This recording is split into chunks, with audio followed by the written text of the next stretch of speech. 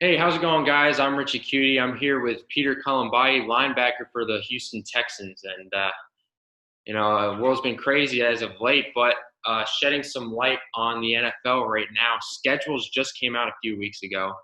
I wanted to know if there's a game that you're looking forward to, maybe a revenge game of some sort that you lost last year. We played the Chiefs first. I think it's the first game of the whole NFL season, so that's pretty exciting, especially after the way the season ended last year. Yeah, one that I'm looking forward to is I think Week 10. You guys play the Browns. Former teammate and fellow Butler graduate Kendall Lamb Oh uh, yeah, playing against him. And I know you're not really the pass rusher type. You're more of a middle linebacker, mainly getting the tackles and spying on the QB. But if you guys were to go up against each other, who do you think would win that matchup? yeah, I think I'm gonna win. When last time Kendall saw me, I was a rookie, but I'm a little bit older now, a little wiser. I know the game more, so I'm excited. Hopefully, I get to line up against him a few times. I play on the edge a little bit, so hopefully, I get a couple reps on him. Yeah, and I think if we asked Kendall that, he'd say that he'd win too. So I'm sure he would. yeah, He's known me since I was 14. So like when he was a senior, I was a freshman. So he never really got the best me. yeah, yeah. Yeah, so I want to touch on that Chiefs loss in the playoffs. That was kind of a disappointing way to end the year. You guys had a really good run in the first half. I think a lot of people thought that was the Chiefs. The Chiefs were going to lose that game, but they came back. They won. But the good news is you guys have a particular young core. Centered around Deshaun Watson. You guys on defense, very great. How do you guys feel you'll bounce back, and how does the future look for the Houston Texans? We're returning a lot of guys from last year. We have some new faces, but I think the team, we have a lot of cohesion. I think the guys in the locker room genuinely care about each other and want to do good for the guy next to them. I think that, means a lot in football. So I'm excited to get after it with these guys again. And your teammate Michael Thomas, and no, there has not been a surprise trade involving the superstar wide receiver from New Orleans, safety Michael Thomas. He said that playing special teams you have to have a different mentality. I wanted to ask you, since you've played mainly special teams over the course of your career, is that true to you? Yeah, you gotta be crazy.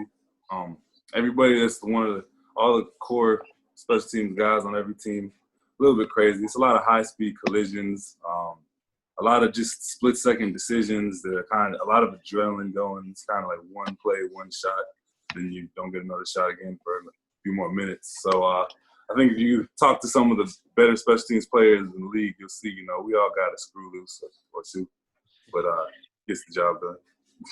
Yeah. Now I want to touch on a more serious topic, the death of George Floyd. You guys have been heavily involved in the protest and in the community. How do you feel this kind of brings the city together? I think Houston's done a good job of, managing the protests. Really haven't been getting out of hand like that. I think in Houston, for one, Houston's a very diverse city where we already kind of are forced to, commingle, live with each other. So I think growing up in Houston, I'm not from here, but people that grow up in Houston, they're pretty open-minded. So when I was at the protests and the demonstrations, it was all love. It was white people, black people, Hispanic people, and even the police were cool too. Like everybody was just in good spirits out there. So I think Houston, like there's that. Don't get me wrong. There's systemic racism here for sure, but I think Houston's one of the better cities. Whereas you look at some other places where racial tension's been running high, decades, centuries, whatever, and the city's really divided. The city's very segregated. I think those are the towns where you see things are getting a little more out of hand because stuff's been building up for a while, and it's going to come out eventually. That's what's happening right And I saw Broncos head coach Vic Fangio came out and said that he didn't think that there was any racism in the NFL. Is that true to you, or do you see some sort of, whether it be systematic or just anything, just kind of racism in the NFL? now. I mean, I think there's racism everywhere. I think I can't speak for the whole NFL. You know, I've only been on my team, and I think O'Brien does a good job. He actually addressed the team, but he does a good job handling the guys here. But I can't speak for the rest of the league because every team is completely different. There's a different culture in every locker room. And guys that come from a different place to come to Houston are like, yo, this is way different. Like, we did this, that over there. So I think, like, I'd have to, you know, play on a few more teams and get a little more experience in the league to really make a good statement on that. Because as of right now, I play for a good organization and we're doing things the right way as of recently. So that's pretty cool. And you have a more elevated platform than other people stepping up in this. You know, whether it be your 5,000 followers on Instagram or just, you know, being with the Texans in Houston, just protesting there. How have you been using your platform to kind of get this across?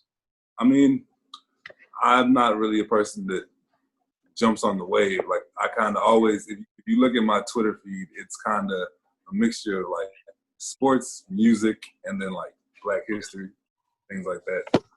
Forever, I kind of ramped up the Black history this month a little bit just to kind of, you know, educate people on, you know, some of the things that we go through in this country. Because, you know, a lot of people just don't look over to the other side. Some don't care to look, and that's the real problem. But a lot of people want to look over to the other side and, you know, see what people go through and learn.